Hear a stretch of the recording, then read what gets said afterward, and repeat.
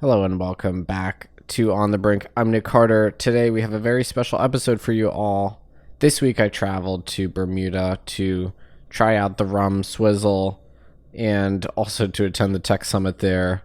While I was there, I had the opportunity to sit down with Premier David Burt, who is actually Bermuda's youngest ever premier. He's been in office since 2017 and throughout that time has stewarded the process of making Bermuda quietly one of the most innovative regulatory domiciles for digital asset companies. Bermuda has been crafting their digital assets policy for about 6 years now. I learned about Bermuda's regulatory environment through a deal we recently led, Mountain Protocol. Our episode with Mountain came out about a month ago, and I realized that Bermuda has achieved exit velocity as a regulatory domicile for crypto startups. I'm very impressed with what I've seen there and with the Premier's guidance and leadership. So here's my conversation with Premier David Burt.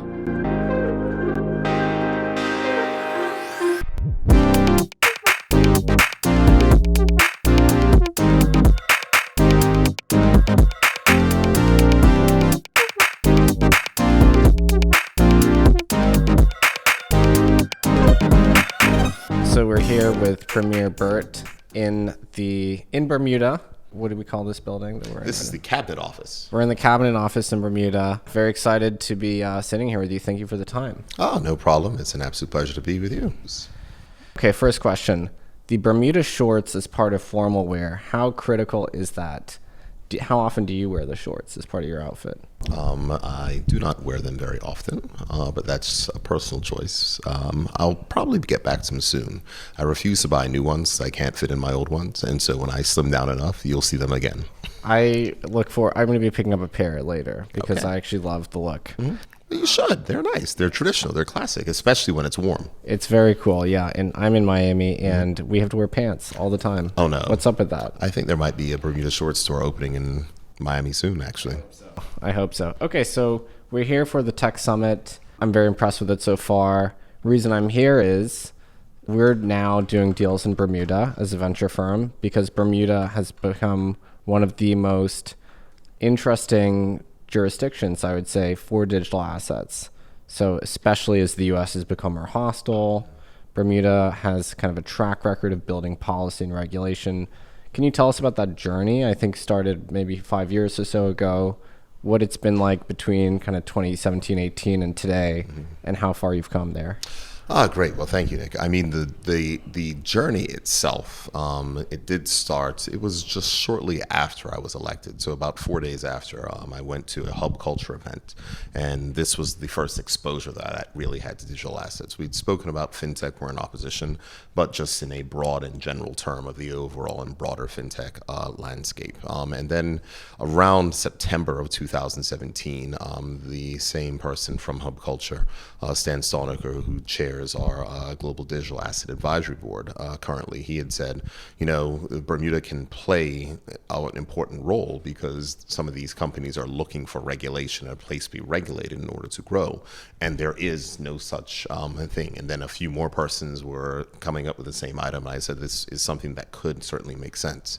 So in November 2017, we formed a blockchain task force. This was dealing with the regulatory side and also the business development side. And that morphed into us in 2018, introducing what at that point in time was the ICO Act in April. And then in May, we introduced the Digital Asset Business Act. The Digital Asset Business Act actually went live in September 1st, 2018. And so it's been up and running for about 5 years now.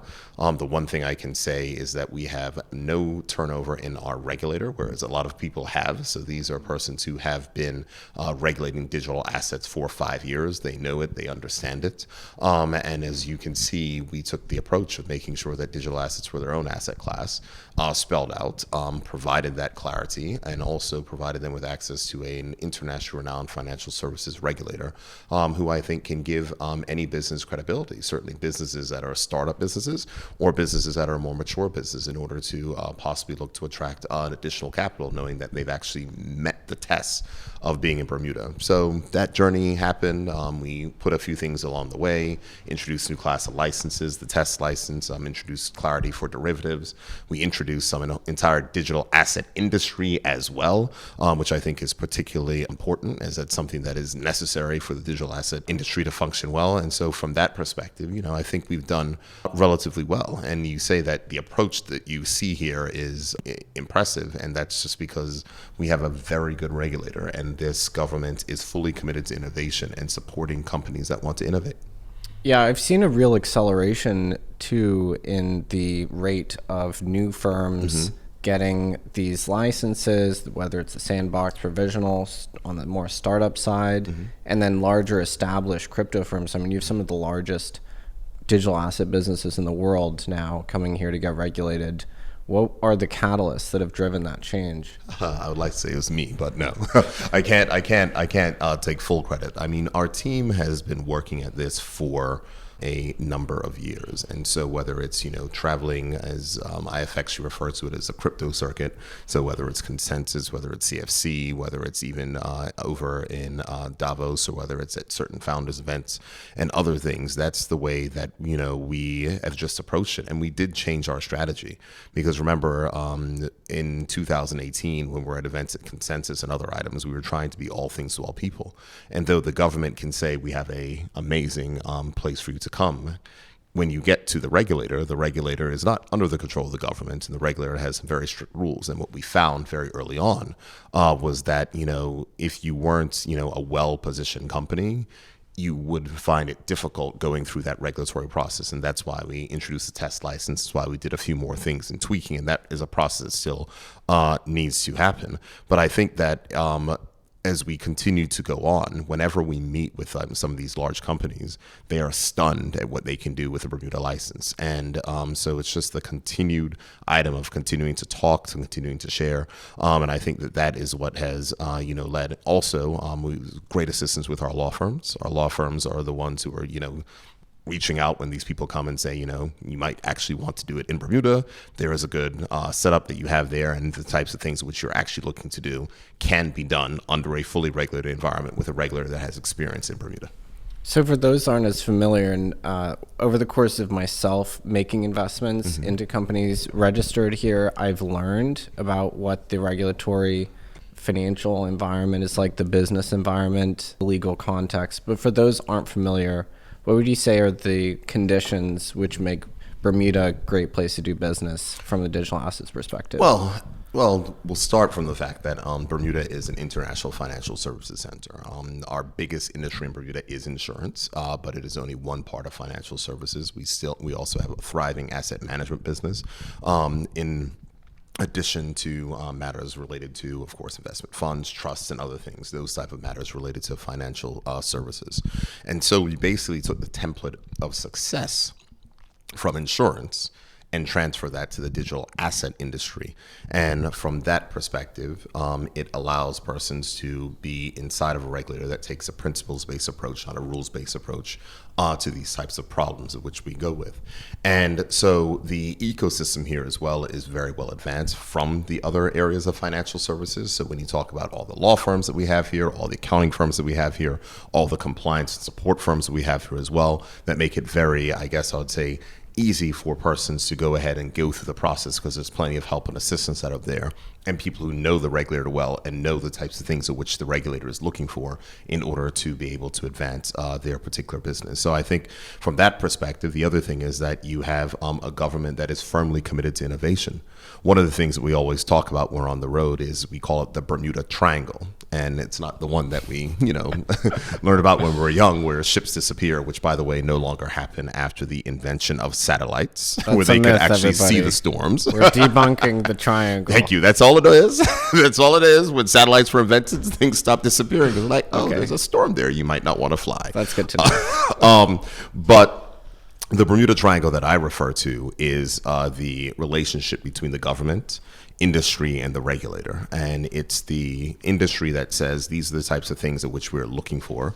They come to the government to see if the government has the appetite to do it and to go down those roads, whether or not it matches with the overall risk environment of the country. If the government says yes, we then go to the regulator, and the regulator to say, come up with this. Is this something that can work? And once all three are on board, then we can quickly advance the legislation through. And I think that there's no better example of that when you look at what happened with the Digital Asset Business Act. I mean, we formed a task force in November of 2017, and by May of 2018, we were tabling legislation in Parliament to fully regulate the digital asset industry. And so some people say that, as fast as the Bermuda government we operate at the speed of a startup, and we have to, because staying on the forefront of innovation is key and critical. And from the perspective of a regulator and a governmental body that is interested in innovation, at the same time, there's a degree of risk that's fraught with incubating a novel industry like this, especially one like digital assets, where I don't even need to recap, some of the calamities that can occur in that space. Mm-hmm. How do you think about striking that favorable balance there between the two? Oh, well, I think that I trust the regulator. Our regulator has an excellent history in dealing with these matters in various areas of financial services, and certainly also on digital assets. And so we understand the risks that may be inherent in a new industry such as this. But what we also understand from a government perspective is that we have to trust our regulator. And that's hard. That's hard from a business perspective. That's hard from a political perspective. That's hard from a on the road perspective, because, people are like, well, what companies do you have? What's that? And they are all focused on quantity, whereas from our perspective, we are focused on quality, knowing that people can't get past the bar. But I mean, there's been companies that, have tried to come that didn't make it, that are no longer existing. There's been others that I've been politically criticized for letting go to other jurisdictions, and that didn't exactly work out well. And so I just have to trust the regulator, and that's the approach which the government takes. We trust the regulator to examine whether or not these people are really what they say they are, or they're going to increase risk inside of our ecosystem and put negative reputational impact, which we want to avoid. Well, I think you're certainly vindicated by your more, let's say, stringent approach, given what we've seen elsewhere. And politically, that's not easy, Nick. Right. It's not easy to make the argument that you're advancing when other people will see flashy companies going to other places. And we were heavily criticized internally, domestically, politically, for the fact that FTX went to a different jurisdiction. And I remember speaking to my political colleagues at the time that we have to trust our regulator. There may be a reason why they're not, and we just have to continue and stay our course and be confident in our goal. We're not trying to lower our standards or adjust or change. The regulator is there to protect our reputation and to ensure to protect consumers as well. We just have to be okay with that. When you think about the relationship between the island's local economy and sort of these global financial institutions coming in, how do you think about integrating the local population into this kind of broader, more globalized capital landscape? What are the touch points there? Well, I mean, from the workforce perspective, I think that what you've seen in insurance is just a perfect example of how to make it work. I mean, we've been doing insurance Bermuda at the captive side since the 60s, but on the very large commercial side, I would say since, the late 80s and really coming into swing in the 90s. And so from that perspective, when, it started, the percentage of Bermudians working in those industries were 5%. Now, if you look at our insurance industry, when you take Bermudians and permanent residents, we're up to 70% now. So, I mean, it's a huge change, and that just takes time, that takes investment. And that's why at the digital asset side, we're focused. So, I mean, we did free fintech training for every single person in the country. Anyone who wants to get certifications and upgrade their skills and to learn more about this, they're welcome to go ahead and engage in that. That's something that we've done. We continue to do that level of education inside of our schools and others, and we encourage internships. We run programs on that level. And so that's just copying what we did in insurance, because we know in the end of the day that works. And so we do have a fintech internship program that we run on every summer, and we know there's people who graduate from there and able to go in and enter industry. So from that perspective, we are confident. But the thing to remember is from a Bermuda perspective, you talk about big companies like Coinbase. Clearly, Coinbase is not going to move all of their employees to Bermuda. Right. And so from the perspective, we know that there are certain operations here that we have, and we believe that we can appropriately human resource for there. But we know that not all the people are going to be inside the jurisdiction, but that's no different from our insurance industry or other areas of financial services. We focus on head office. We focus on the regulation stuff. We focus on those particular items, but there may be needs for, operational things to happen in other places. And we accept that and we understand that. When you look at the licensees so far, I think it's maybe just under 3 dozen or so that have achieved provisional or full licensure.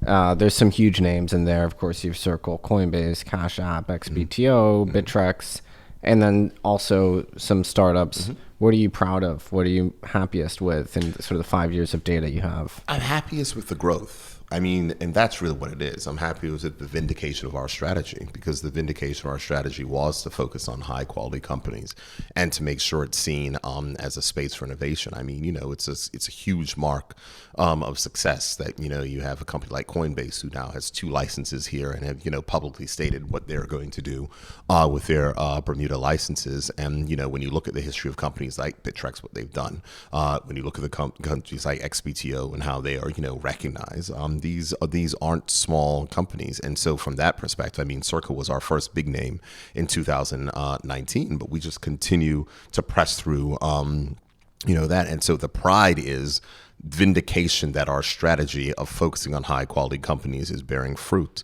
And, that process is continuing, and people are recognizing Bermuda as a place for innovation in the digital asset space that you can do in a regulated market, which I think certainly helps, companies gain credibility and be able to raise capital.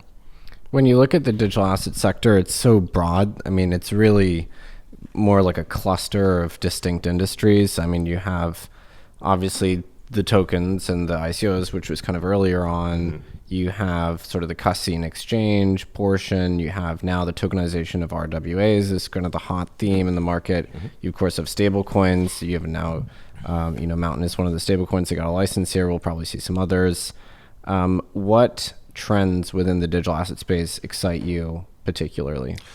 Well, that's interesting. I mean, or none of them. You don't have to be excited about no, it. I mean, now here's the thing. I don't keep up with, the trends. I have a wonderful team that, are the ones who advise me around those things. But I know where we're trying to go. And what we're trying to go is to continue to make sure that as this industry becomes more and more mature, that we are able to stay on the forefront of innovation. And staying at the forefront of innovation means that we can't rest on our laurels, that we have to continue to advance and look what is coming next. And so, there's the things around DeFi. How do you regulate DeFi? There's things around DAOs. I hate that name. We need to come with something else. Our legislation will most certainly have a different name that's not called this thing that sounds like some crazy robot out of science fiction that might take you out. And then there's also digital identity, which we think is huge for the future, because, of course, when you're a government and dealing on a government level and a regulatory level, one of the biggest risks inside of this area is certainly anti-money laundering and all those items. And we believe that digital identity and reg tech can actually help companies do that in a better way, more efficient way, can actually reduce bad actors that are inside the space, can find them a little bit more quickly, and I think add to additional credence inside the industry. So if we look at the ways in which we're going, I think those are the trends. You talk about tokenization of real world assets. You were able to do that in Bermuda in 2018.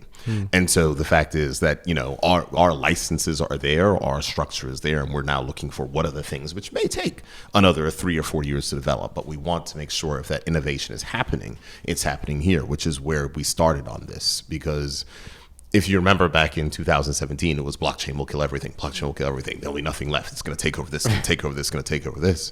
And, from a policymaker perspective, when you're looking at, your massive insurance industry and the view that, blockchain is going to kill insurance, then you want to make sure that you can innovate in that space, or else people innovate somewhere else and you'll lose the advantage which you have. So that was really the impetus of where it came from. And so it's getting back to the fact of we need to now look at what are the next things that are coming. And when we talk about DAOs, when we talk about DeFi, and when we talk about digital identity, those are the next three places where we'll be going from a regulatory perspective. Mm-hmm. This year has been so interesting. 2023 in the US, we saw overt hostility against the digital asset space, both from the banking perspective, from the SEC with securities regs, with the CFTC moving against DeFi, generally administration saying unfavorable things about it. Mm-hmm. Now you see capital fleeing the US, venture firms like us looking at other jurisdictions, right? I was just in Hong Kong, just in Singapore, now I'm here. So you see this kind of mobility of crypto capital, entrepreneurship. We see startups re-domiciling, right? This is certainly something we're seeing from our perspective. Mm-hmm. How do you think about how Bermuda is situated relative to both the US as it becomes more hostile, relative to the UK, of course, the FCA, the EU, and then some of these other newer jurisdictions which are trying to attract the crypto space, Hong Kong, Singapore, and the UAE?